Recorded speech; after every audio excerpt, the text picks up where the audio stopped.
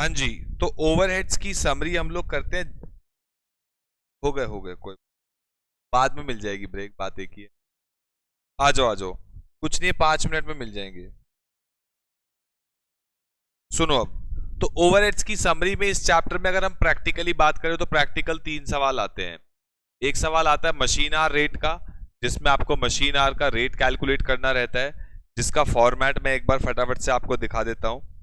Machine are एक तो calculate करने को आता है एग्जाम में, मेनली जो इस चैप्टर में से आता है दैट इज मशीन आर, जिसमें आपको क्या करना होता है, सारे फिक्स खर्चे एक साथ लिखो, divide by effective hours, fixed खर्चा आ जाएगा पर आवर, फिर वेरिएबल खर्चे लिखो जो निकलते ही पर आवर है, तो आपका मशीन आवर का रेट आ जाएगा। सेकंड टाइप का जो सवाल इसमें एग्जाम में आता है वो आता है जी आपका क्या, जिसमें आपको सबसे पहले क्या करना होता है, एलोकेशन, फिर करनी होती है अपोर्शनमेंट, और फिर करनी होती है सेकेंडरी डिस्ट्रीब्यूशन। एलोकेशन का मतलब जो जिस डिपार्टमेंट के खर्चे हैं उसमें डाल देना, is called as allocation. Common खर्चों को किसी रैशनल बेसिस पे बांटना, is called as apportionment. Allocation plus apportionment is equal to primary distribution. और फिर सर्विस डिपार्टमेंट के खर्चों को निकाल के प्रोडक्शन में डालना, is called as secondary distribution.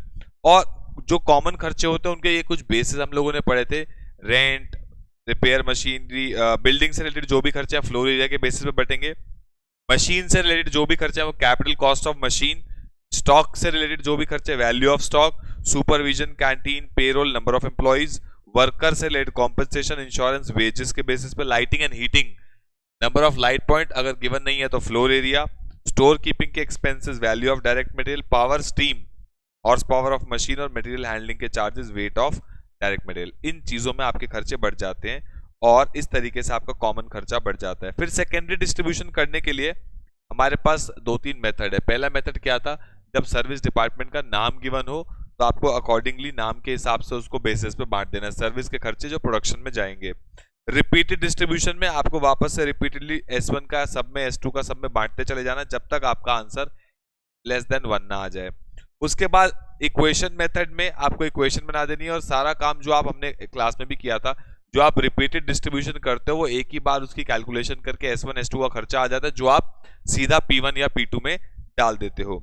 और उसके बाद ट्रायल एंड एरर में आपके जो खर्चे, एरो से समझ में आ रहा है, S1 S2 के खर्चों को पहले हम सिर्फ बांटते चले जाते हैं और इनका फाइनल खर्चा निकाल लेते हैं, जो इक्वेशन की मदद से भी आ सकता है, और फिर फाइनल खर्चे को हम सीधा P1 P2 में बांटते हैं। स्टेप लैडर में जो सबसे ज्यादा खर्चा है उसके हिसाब से एक ही बार में बट के खत्म हो जाएगा। ये रिपीटेड का बच्चा है बेसिकली, S1 का बटेगा सब में, S2 का बटेगा, S3 का बटेगा, इनमें आपस में नहीं आते खर्चे सर्विस डिपार्टमेंट के एक दूसरे में। बस यही कहानी है। इसमें 2 टाइप के रेट हमने पढ़े थे, ब्लैंकेट ओवरहेड मतलब ओवरऑल ओवरहेड का रेट क्या है, और डिपार्टमेंटल ओवरहेड पर्टिकुलर डिपार्टमेंट का रेट क्या है। बेस कुछ भी हो सकता है, यूनिट भी हो सकता है, आवर्स भी हो सकता है। उसके बाद अगर हम बात करें हमारे जो ओवरहेड्स हैं वो हम कैसे कैसे क्लासिफाई कर सकते हैं, कैसे कैसे क्लासिफाई कर सकते हैं, या तो डिपार्टमेंट के हिसाब से, जैसे factory overhead, production overhead, sales overhead, office overheads. Nature के हिसाब से फिक्स्ड, वेरिएबल और सेमी वेरिएबल। फिक्स का मतलब आपको पता है जो फिक्स रहते हैं, वेरिएबल जो चेंज होते हैं, सेमी वेरिएबल का मतलब जो कुछ हद तक फिक्स रहते हैं उसके बाद चेंज होते चले जाते हैं। बाय एलिमेंट, या तो इनडायरेक्ट मटेरियल होगा, इनडायरेक्ट लेबर होगा, या फिर इनडायरेक्ट एक्सपेंसेस होगा। इन तीनों का टोटल मिला के तो हम क्या बोलते हैं, ओवरहेड्स। उसके बाद बाय कंट्रोल, या तो कंट्रोलेबल कॉस्ट होगी या फिर अनकंट्रोलेबल कॉस्ट होगी। नेक्स्ट, अब फंक्शनल क्लासिफिकेशन की बात करें जो हमारी कॉस्ट शीट में काम आते हैं। सबसे पहले आते हैं, अगर मैं आपको कॉस्ट शीट याद दिलाऊं, direct material, direct labour, direct expense, prime cost होती है। उसके बाद सबसे पहले क्या ऐड होता है, फैक्ट्री ओवरहेड्स। और फैक्ट्री ओवरहेड्स में क्या आएगा, इनडायरेक्ट कॉस्ट जो भी आपकी खर्चा हुई है फॉर मैन्युफैक्चरिंग या प्रोडक्शन एक्टिविटी, उसको हम फैक्ट्री ओवरहेड कहते हैं। ऑफिस एंड एडमिन के खर्चे का मतलब क्या होता है, जब आप फैक्ट्री ओवरहेड ऐड करते हो तो आपका आता है ग्रॉस वर्क्स कॉस्ट, उसमें आप opening WIP minus closing WIP करते हो, नेट वर्क्स कॉस्ट आता है। फिर उसमें आप ऑफिस एंड एडमिन के खर्चे ऐड करते हो। Expenditure incurred on all activities relating to general management, administration और ऑर्गेनाइजेशन। अगर याद करो कॉस्ट शीट में हमने पढ़ा था जो एडमिन के खर्चे रिलेटेड टू प्रोडक्शन होते हैं वो तो ऊपर ऐड होते हैं कॉस्ट शीट में, जो office and admin related to sales होता है वो COGS के बाद ऐड होता है, जहां पे सेलिंग ओवरहेड ऐड होते हैं। It includes formulating the policy, ये सब चीजें हैं इनमें। मतलब सिंपल सा फंडा क्या है, जो भी ऑफिस या एडमिन के खर्चे हैं वो आपके ऑफिस एंड एडमिन कॉस्ट में चले जाते हैं। और लास्ट में आते हैं सेलिंग के खर्चे और डिस्ट्रीब्यूशन के खर्चे, जो आपके COGS के बाद ऐड होते हैं, जो रिलेटेड है किससे, सेल ऑफ प्रोडक्ट से, जिसमें सारे इनडायरेक्ट एक्सपेंसेस आ जाएंगे सेल्स की, मैनेजमेंट में, cost incurred for making product available for sale in the market. ये बातें हम सारी ओवरहेड्स की नहीं है, ये सारी बातें कॉस्ट शीट से लिंक है। मेन मुद्दा आता है अब डिस्ट्रीब्यूशन कैसे करते हैं हम लोग। हम पहले ओवरहेड्स को एस्टिमेट करते हैं। सबसे पहला स्टेप हम क्या करते हैं, एलोकेशन। एलोकेशन का मतलब क्या होता है, जो जिस डिपार्टमेंट का खर्चा है वहां पे उठा के उसको डाल दो, that is allocation. Direct assignment of cost, directly जो हमें पता है वहां पे उठा के डाल दो। उसके बाद हम करते हैं अपोर्शनमेंट। अपोर्शनमेंट का मतलब क्या होता है, कॉमन खर्चों को किसी रैशनल बेसिस पे बांटना इज कॉल्ड एज अपोर्शनमेंट, और वो हम P1, P2, S1, S2 में डाल देते हैं। उसके बाद हम रीअपोर्शनमेंट करते हैं। रीअपोर्शनमेंट का मतलब क्या होता है, सर्विस डिपार्टमेंट के खर्चों को उठा के कहां डालना, प्रोडक्शन डिपार्टमेंट में डालना, इज कॉल्ड एज रीअसाइनमेंट या रीअपोर्शनमेंट। और उसके बहुत सारे मेथड है, या तो रीडिस्ट्रीब्यूशन मेथड जिसे हम रिपीटेड डिस्ट्रीब्यूशन कहते हैं, step ladder method, reciprocal service method, ये सारे आपके मेथड्स है। उसके बाद टोटल ओवरहेड्स का क्या मतलब होता है, जब P1, P2 के कुछ तो अपने खर्चे होते हैं, फिर S1, S2 से जो बट के इनके पास आते हैं, और जब टोटल आता है उसको हम क्या बोलते हैं, टोटल ओवरहेड्स। अब ये वर्ड से तो आप रूबरू हो चुके हो, एब्जॉर्प्शन ऑफ ओवरहेड्स। एब्जॉर्प्शन का मतलब क्या होता है, ओवरहेड्स को किसी ना किसी बेसिस पे एब्जॉर्ब करना। जैसे पिछले सवाल में हमारा क्या था, 1800 हमारे मशीन के खर्चे थे और हम उसको एब्जॉर्ब कर रहे थे 40 घंटे के हिसाब से, वो आ रहा था 45 रुपए पर आवर। वो हम क्या कर रहे थे, बुक्स में एब्जॉर्ब कर रहे थे। फिर जब मैंने एक्चुअल आवर 30 घंटों में उस 45 रुपए पर आवर को एब्जॉर्ब किया, तो मेरा खर्चा जो बुक्स में एब्जॉर्ब हो पाया वो 1350 हो पाया, विच वॉज अंडर एब्जॉर्ब्ड। फिर मैंने एक सप्लीमेंट्री रेट निकाल के अपने खर्चे को वापस से बढ़ा दिया। ये मतलब होता है बेसिकली एब्जॉर्प्शन का। अब रीअपोर्शनमेंट आप कैसे कर सकते हो, रीअपोर्शनमेंट या तो डायरेक्टली डिस्ट्रीब्यूट कर दो, जैसे हमने कहा था डिपार्टमेंट का नाम गिवन है तो आप डायरेक्टली जिस डिपार्टमेंट का नाम गिवन है कर दो। स्टेप लैडर मेथड या नॉन रेसिप्रोकल। नॉन रेसिप्रोकल का मतलब जो बार बार नहीं आता, स्टेप लैडर मेथड जो हमने लास्ट में किया था, एक ही बार बढ़ते हैं कहानी खत्म। और रेसिप्रोकल में या तो इक्वेशन बना लो, या ट्रायल एंड एरर कर लो, या फिर रिपीटेड डिस्ट्रीब्यूशन। रेसिप्रोकल का मतलब जो बार बार आते हैं एक दूसरे के अंदर, उसको करने के 3 मेथड है। क्या 3 मेथड है, या तो आप रिपीटेडली डिस्ट्रीब्यूट करते रहो जब तक आंसर 1 से छोटा ना आ जाए, या फिर उसकी पहले ही क्या बना लो, इक्वेशन बना के सॉल्व कर लो, या फिर ट्रायल एंड एरर से सिर्फ S1, S2 के आपस में बांट के फाइनल फिगर निकाल के P1, P2 में डाल लो। उसको बोलते हैं रेसिप्रोकल। रेसिप्रोकल को क्यों बोलते हैं, क्योंकि वो बार बार बैठ के एक दूसरे की झोली में जाते हैं। नेक्स्ट, अब जो पुराना जमाने में हम अपने ओवरहेड्स को एब्जॉर्ब करते थे वो कैसे करते थे, किसी भी बेसिस पे कर सकते हैं। डायरेक्ट मटेरियल के बेसिस पे, percentage of prime cost, percentage of labour, percentage of labour rate, machine hour rate, किसी भी बेसिस पे कर सकते हैं। इसका कोई दिनमान नहीं है, वो सवाल में आपको लिख के देगा। जैसे हमने पिछले सवाल में क्या किया था कि वो लोग फैक्ट्री ओवरहेड चार्ज कर रहे हैं on the basis of direct wages, और एडमिन के ओवरहेड चार्ज करते हैं on the basis of factory cost. तो बेसिस कुछ भी हो सकता है एब्जॉर्ब करने का, ये बहुत सिंपल सा कहानी है। नेक्स्ट जो हमारा मेन टॉपिक आया था वो आया था machine hour rate. Machine hour rate का मतलब होता है मशीन अगर 1 घंटा चलेगी तो उस पर क्या खर्चा आएगा, that is machine hour rate. उसको निकालने का, कैलकुलेशन करने का तरीका क्या है, सारे फिक्स खर्चे लिखो, डिवाइड बाय इफेक्टिव आवर्स, तो फिक्स खर्चा पर आवर आ जाएगा। और उसके बाद क्या करो, वेरिएबल खर्चे लिखो, वो पर आवर ही निकालो, ऐड कर दो फिक्स और वेरिएबल, तो आपका टोटल मशीन आवर का रेट आ जाएगा। और ये उसके स्टेप्स लिखे हैं, खैर हमें इसमें नहीं जाना चाहिए, स्टेप्स हमें पता है, एक बार आप रीडिंग लगा सकते हैं, इसमें कुछ खास बात नहीं है। अब आते हैं टाइप्स ऑफ ओवरहेड रेट, ये इंपॉर्टेंट है। ब्लैंकेट और डिपार्टमेंटल हम लोग पढ़ चुके हैं। ब्लैंकेट का मतलब होता है ओवरऑल पूरी फैक्ट्री का, डिपार्टमेंट का मतलब होता है पर डिपार्टमेंट। एक होता है नॉर्मल और एक प्री डिटरमिन्ड। अब आपको प्री डिटरमिन्ड का मतलब भी पता है।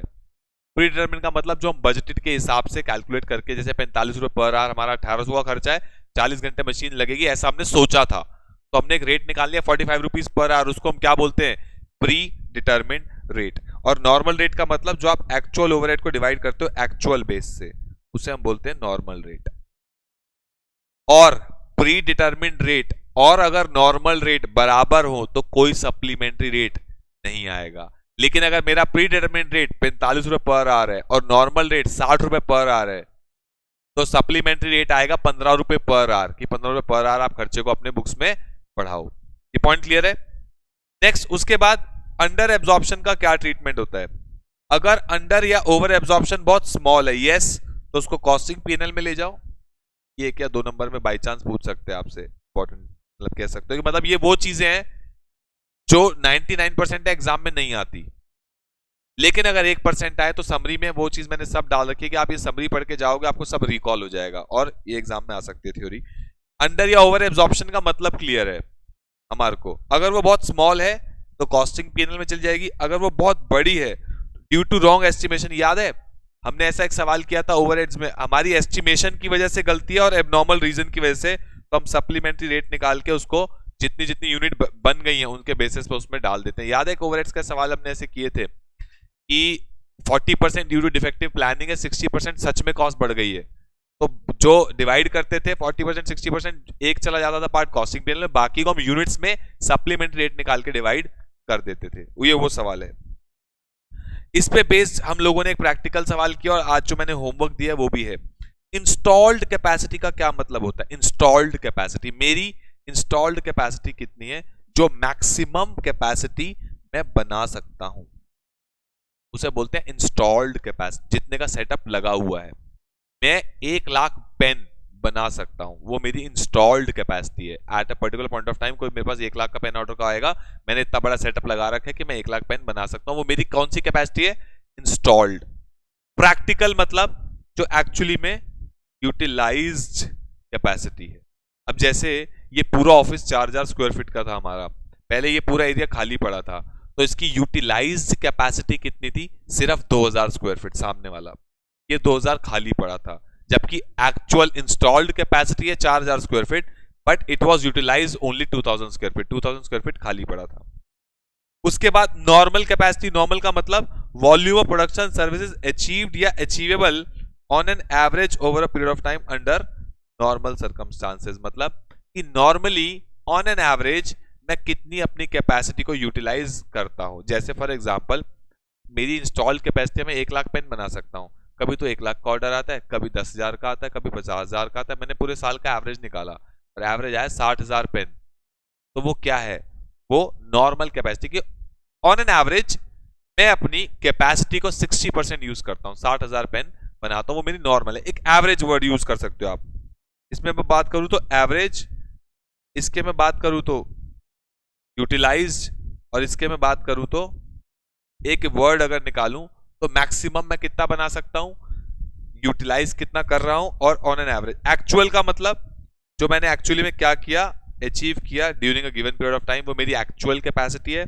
और आइडल कैपेसिटी नाम से ही क्लियर हो रहा है। आइडल का मतलब क्या होगा?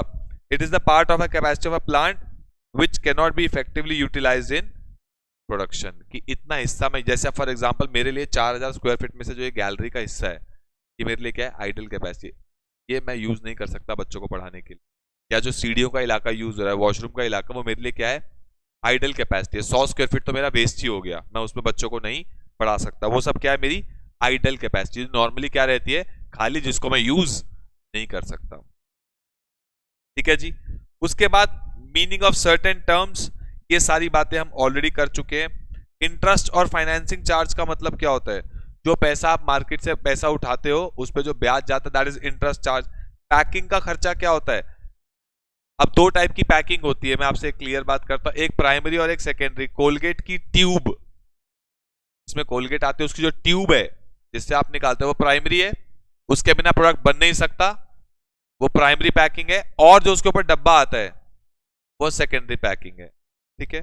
फ्रिंज बेनिफिट्स, जो आप अपने एम्प्लॉयज को, एम्प्लॉयर जो एम्प्लॉयज को छोटे छोटे बेनिफिट्स देता है, that is called as fringe benefits. और R&D एक्सपेंसेस का मतलब क्या होता है? जो हमें प्रोडक्ट के रिसर्च करने में लग गए, दैट इज R&D एक्सपेंसेस। खैर इसका तो बिल्कुल ही एग्जाम से कोई नाता नहीं है। आपके में 3 सवाल आते हैं ओवरहेड्स में, या तो मशीन रेट आएगा, या फिर वो एलोकेशन अपोर्शनमेंट वाला आएगा, या फिर वो जो ओवरहेड्स अंडर एब्जॉर्ब हो गए या फिर ओवर एब्जॉर्ब हो गए, उसमें 40% प्लानिंग की वजह से, 60% इसकी वजह से, और उसको यूनिट्स में डाल दो, इसको कॉस्टिंग पे लेके जाओ। ये 3 टाइप के सवाल आपके ओवरहेड्स में से आते हैं। इसमें थ्योरी एज सच कुछ ज्यादा नहीं है, बाकी ये 3 टाइप के सवाल आपके एग्जाम में आते हैं। और थ्योरी में जो कवर करना था वो मैंने समरी में कवर कर लिया है, इसके अलावा कोई थ्योरी इस चैप्टर की नहीं है। ठीक है जी।